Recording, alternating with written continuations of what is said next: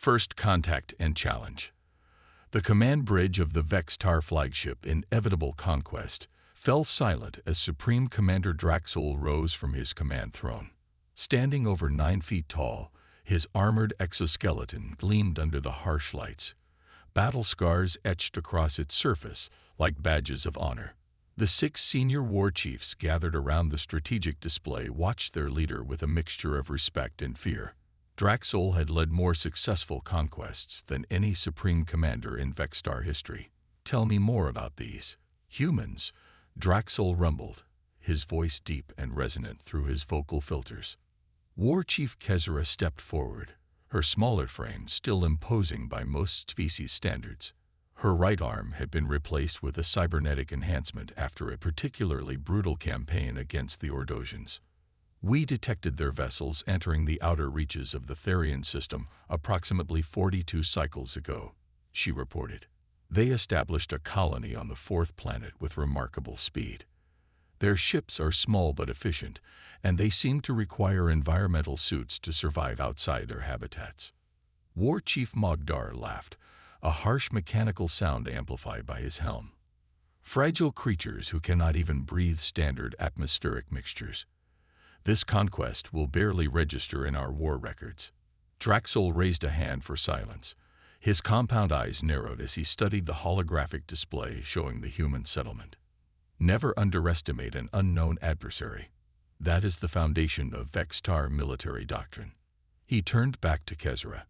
What weapons do they possess? Primitive directed energy weapons, Commander. Nothing that could penetrate our battle armor at standard combat range. They have no warships that we could detect, only transport and resource-gathering vessels. Draxel walked to the massive viewport overlooking his fleet. Hundreds of Vextar warships hung in formation above the conquered homeworld of the Thelosians. The planet below had once been home to a thriving civilization that had dared resist the Vextar Empire. Now it served as a processing world, its resources extracted to fuel further expansion. With each conquest, the Vextar Armada grew larger, their technology improving as they assimilated the best innovations from vanquished civilizations. The first races they conquered had been easy targets.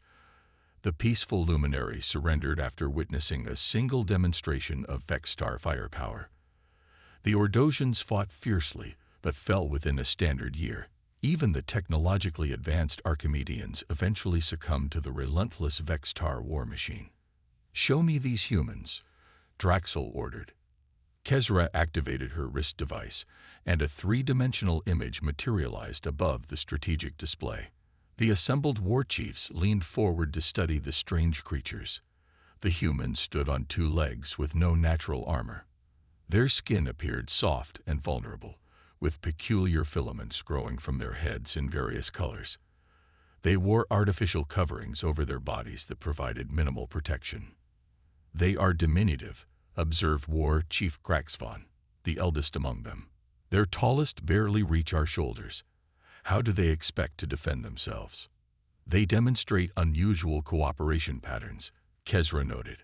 They communicate constantly, work in coordinated teams, and adapt their strategies rapidly when facing obstacles.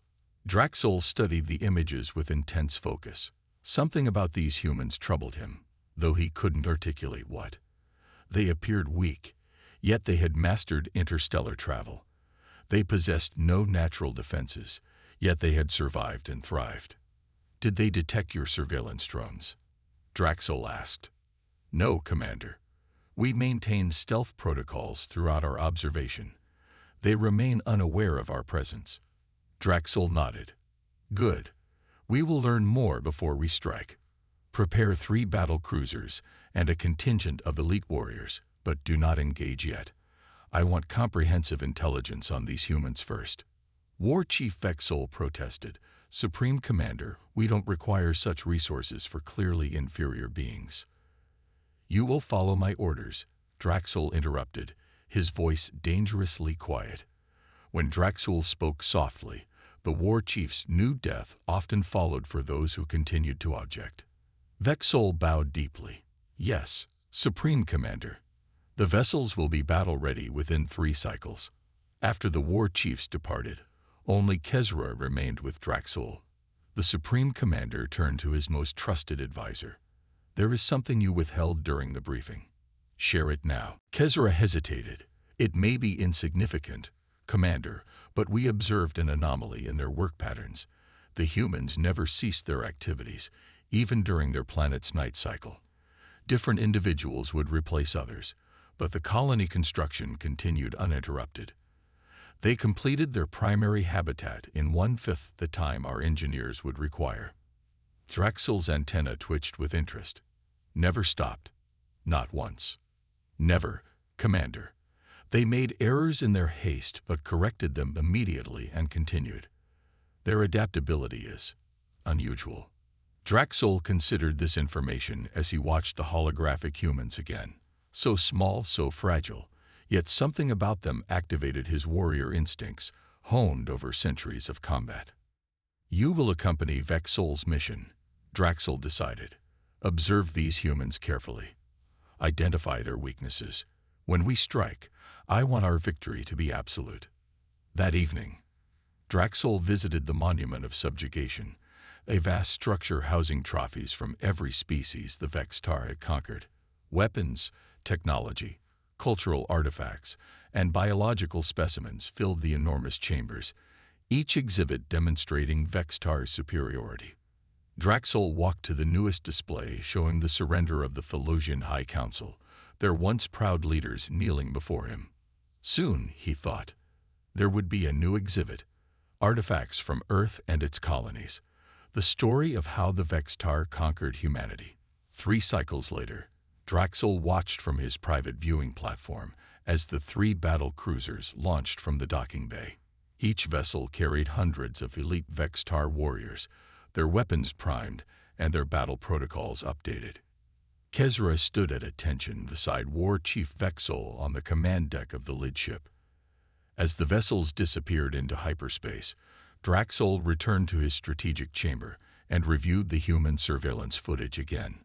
Something continued to trouble him about these creatures. They seemed too weak to have achieved so much. "Computer, analyze all data on human construction methodologies," he ordered. The display filled with videos showing humans building their colony. Draxul watched for hours, studying how they coordinated, how they solved problems collectively, how they optimized their limited physical capabilities through teamwork. "Fascinating," he murmured to himself. For the first time in many years, Draxul felt a whisper of doubt. These humans were unlike any species the Vextar had encountered. Not stronger, not more advanced, but fundamentally different in their approach. But ultimately, it wouldn't matter. The Vextar were the supreme warriors of the galaxy.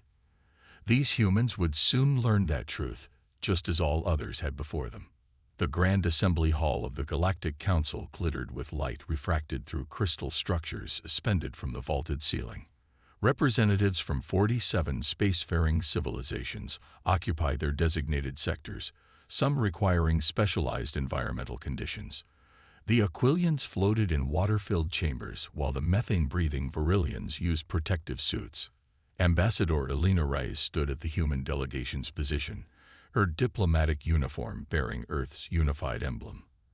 At 38 years old, she was one of humanity's most experienced negotiators, having previously brokered peace between Earth's final warring factions before first contact. "The Council recognizes the human delegation," announced Elder Tholarian, a being of pure energy contained within an ornic mechanical frame. "You have requested formal recognition and trading rights with all member worlds." Before Elena could respond, the massive doors at the rear of the hall swung open. Immediately, numerous representatives shifted in their seats, some activating personal shields. The Vextar had arrived. 7 towering warriors in gleaming battle armor marched into the chamber, their heavy footfalls echoing throughout the hall. Their leader, larger than the others and bearing distinctive command markings, advanced to the speaker's position. Even Elder Tholarian's energy form seemed to dim slightly in the presence of Supreme Commander Draxul. "We welcome the Vextar delegation," the Elder said, voice modulator betraying a slight fluctuation. As per protocol, we were addressing the human application for council membership. Draxel surveyed the chamber before fixing his compound eyes on Alina. "Who speaks for the humans?" he demanded. Alina stepped forward, meeting the Vextar commander's gaze without hesitation.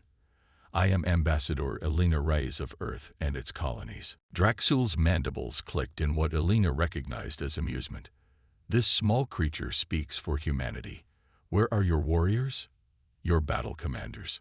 "In human society, diplomats represent our collective interests," Alina explained calmly. "We believe dialogue builds stronger foundations than demonstrations of force." "Words are as insubstantial as cosmic dust," Draxel declared. "The Vextar have never witnessed humans in battle. You might collapse at the first sign of conflict. Why should the Council accept those who have not proven their capacity to survive in this dangerous galaxy?" Ambassador Marcus Chen, the senior diplomat heading the human delegation, moved forward. "We've prepared comprehensive trade agreements that would benefit all Council members. Earth offers unique technological innovations and cultural exchanges." "The Vextar formally object to human membership," Draxel interrupted. "They are untested. We know nothing of their resilience or determination." Alina maintained her composure, but internally she recognized the dangerous position humanity now faced. Without Council recognition, Earth and its colonies would be vulnerable in a galaxy where the Vextar dominated through military might. "We come seeking peaceful integration, not conflict," Alina stated, her voice carrying clearly. "Earth wishes to join the galactic community as a contributing member." Draxel studied her with unsettling intensity. "Peace is the luxury of the strong. If humans desire Council membership, they must demonstrate their worth." The chamber grew silent as representatives from dozens of worlds watched the confrontation between the diminutive human and the towering Vextar commander. "We challenge humanity to the trials of ascension," Draxel announced. A wave of surprised vocalizations filled the hall. Elder Tholarian's energy form pulsed rapidly. "The trials have not been invoked in 7 generations. Most who attempted them did not survive. This is highly irregular." Alina had never heard of these trials. She glanced at Marcus, who appeared equally puzzled. "What are these trials?" she asked directly.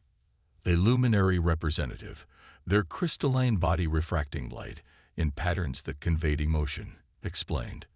"The trials of ascension are an ancient tradition predating the Council. Species would challenge others to prove their worthiness to be considered equals. There are 3 trials testing body, mind, and spirit. Few have completed all 3. Marcus moved closer to Alina. "This is a trap," he whispered urgently. "The Vextar want to humiliate us or worse, create justification for military action against Earth if we refuse their challenge." Alina considered their options quickly. Earth needed allies and trade partners. Without Council protection, they remained exposed to aggression from species like the Vextar. "How long do we have to consider this challenge?" Alina asked Elder Tholarian. "Tradition allows 1 planetary rotation for deliberation," the Elder answered. Draxel's mandibles clicked again, hesitating already. "Perhaps humans are as frail as they appear." Alina felt a surge of determination. This was precisely the reaction Draxel wanted, to make humans appear weak before the assembled Council. She studied the Vextar commander, noting his confident posture and dismissive tone. He clearly expected humans to withdraw. "Ambassador Reyes," Marcus cautioned quietly, "we should consult with Earth Command before committing to anything." But Alina had already decided. Sometimes diplomacy required bold action. "We don't need time for deliberation," she declared, looking directly into Draxel's compound eyes. "Humanity accepts your challenge." The assembly erupted in surprised exclamations. Even Draxel seemed momentarily taken aback. "Alina," Marcus whispered urgently, "this is reckless. We know nothing about these trials." But Alina maintained eye contact with the Vextar commander. "We accept with one condition. When humans complete your trials successfully, the Vextar will support our membership and trading rights." Draxul leaned down until his face was mere inches from hers. His breath carried metallic undertones. "If you complete them," he emphasized, "no species has survived all 3 trials in 500 years. Then humans will be the first," Elena replied without flinching. Elder Tholarian's energy form pulsed to command attention. "It is decided. The trials of ascension will commence in 3 rotations. Both parties have agreed to the terms and conditions." The trials and resolution. Captain Maya Santos wiped sweat from her eyes as she checked the oxygen levels in her exosuit. The heat on Pyrrhus, the volcanic moon chosen for the first trial, penetrated even their advanced thermal protection. Around her, the 5 other members of her team struggled against the crushing gravity, nearly twice that of Earth. Jagged obsidian formations stretched in every direction beneath 3 blazing suns that turned the horizon into a sheet of fire. "Keep moving," Maya urged her team through the comm system. "Remember your conditioning." 200 meters ahead, War Chief Vexol led his warriors across the volcanic terrain, their massive exoskeletons allowing them to move with relative ease despite the conditions. The Vextar had chosen this moon for the trial of body, a test of physical endurance where both teams had to cross 70 kilometers of deadly terrain carrying supply packs, with no vehicles permitted. "The humans will collapse within the first 10 kilometers, Vexol had declared to the Council observers before the trial began. "These conditions will crush their fragile forms." Maya's team had trained intensively for 3 weeks, wearing weighted suits and practicing in chambers with increased gravity. It wasn't enough to make the trial easy, but it gave them a fighting chance. 12 kilometers complete, reported Dr. Amit Singh, the team's medical specialist. He checked vital signs on his wrist computer. "Everyone's within sustainable parameters, but we need to monitor core temperatures." By the 30-kilometer mark, 2 of Vexol's warriors began lagging behind, their movements growing sluggish as heat built up inside their exoskeletons. Unlike humans, the Vextar couldn't efficiently regulate body temperature through perspiration. Their biology relied on external cooling in extreme heat. At kilometer 38, Maya watched the first Vextar warrior collapse, falling heavily onto the obsidian surface, body temperature critically elevated. "Captain," Lieutenant James Chen questioned over the comm. "Keep moving," ordered Vexol, not looking back at his fallen soldier. Maya halted. "Amit, check on that warrior." "That's not part of the trial parameters," Amit reminded her. "I don't care. We're not letting anyone die out here." Emmett hurried to the fallen Vextar, pulling a portable cooling unit from his pack. He placed it against the warrior's exoskeleton, releasing a fine mist that rapidly lowered the alien's temperature. The Council observers, monitoring through drone cameras, exchanged surprised glances. No one had anticipated humans assisting their competitors. By kilometer 50, 3 more Vextar had collapsed from heat stress. Each time, the human team stopped to help, sharing their cooling technology and water reclamation systems that extracted moisture from the thin atmosphere. Vexol finally turned back when half his team could no longer continue. "Why are you helping us?" he demanded, towering over Maya. "This is a competition for survival." Maya looked up at the massive warrior. "Where I come from, we don't abandon others to die when we can prevent it."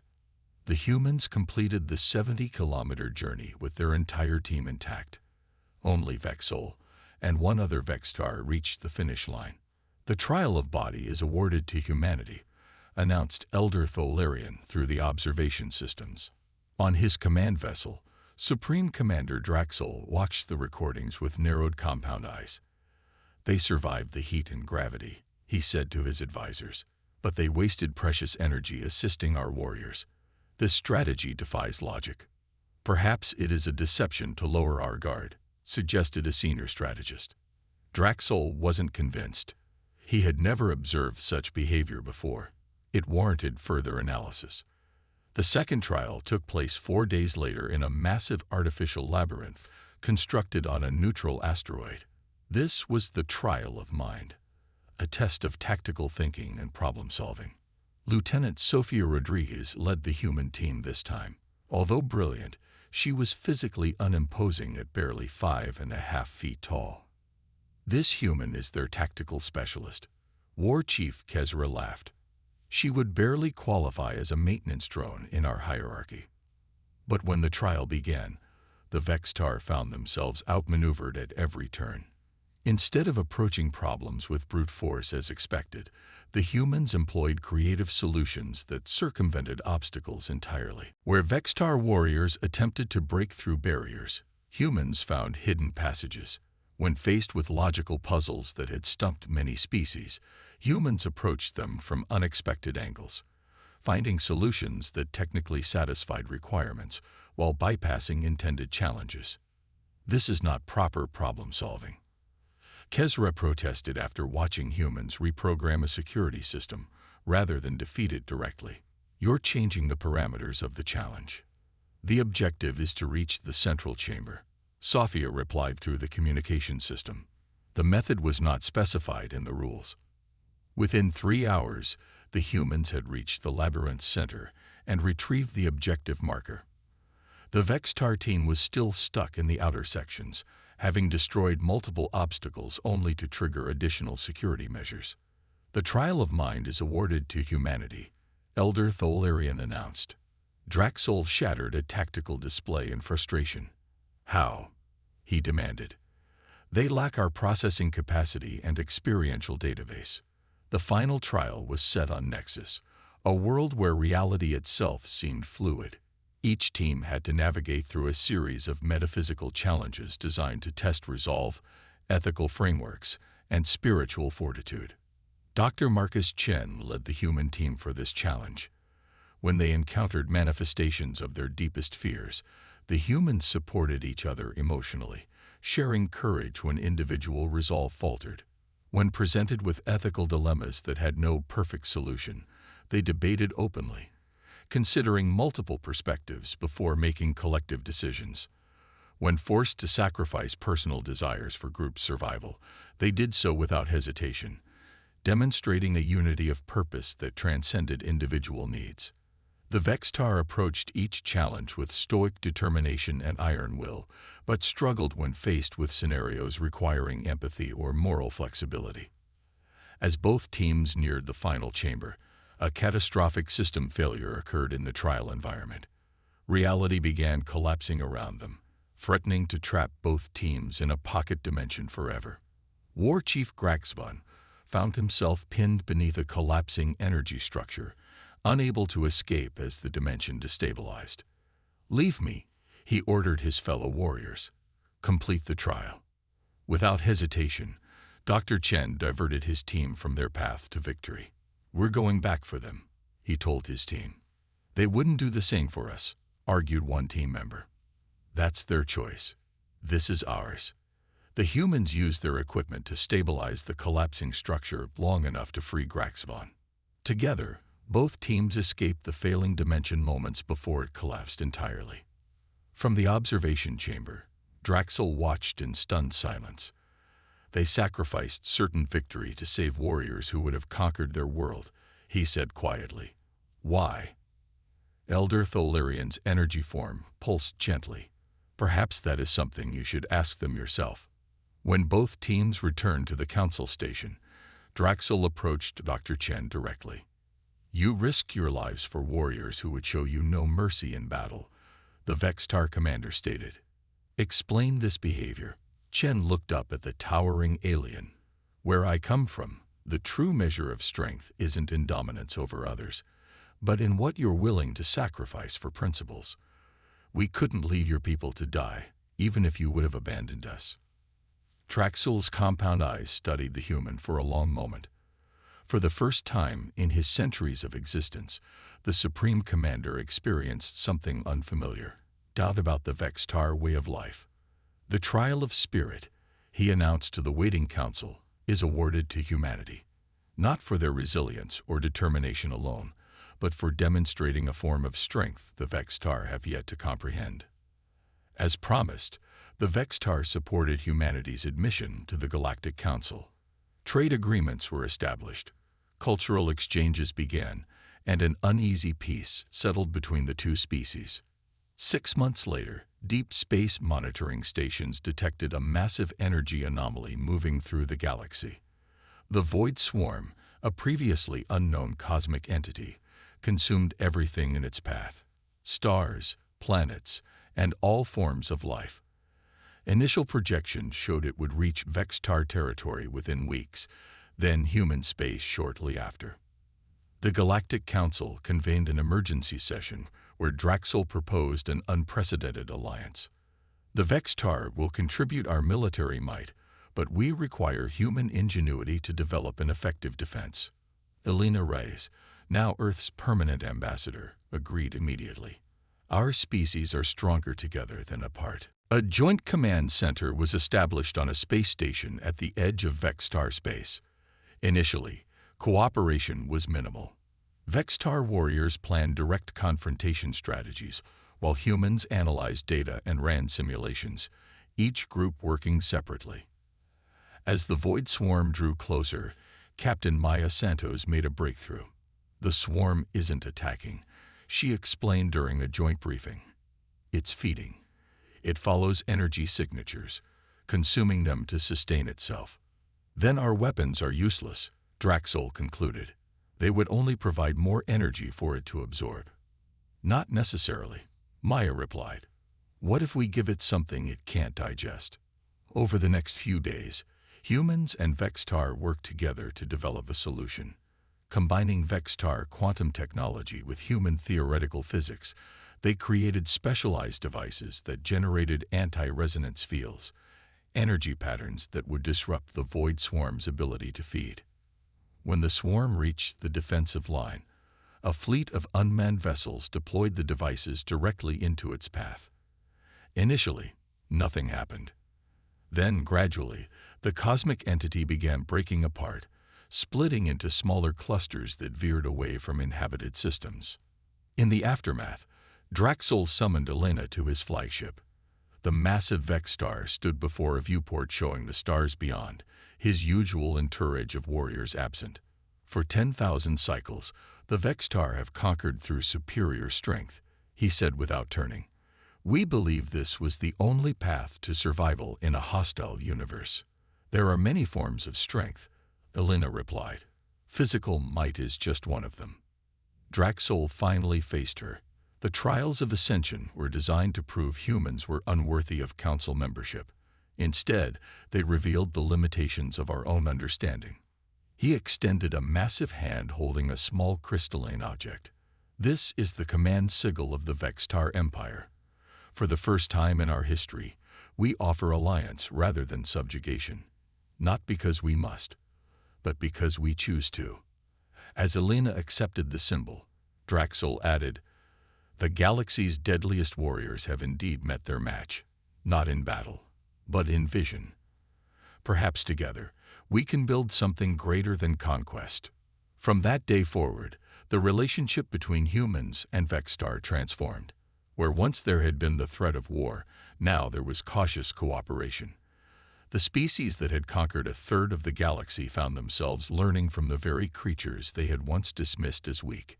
And throughout the Galactic Council, word spread of how the most feared warriors in the galaxy had finally met their match, in humans who demonstrated that true strength comes in many forms, and that the most powerful force in the universe might not be dominance, but cooperation.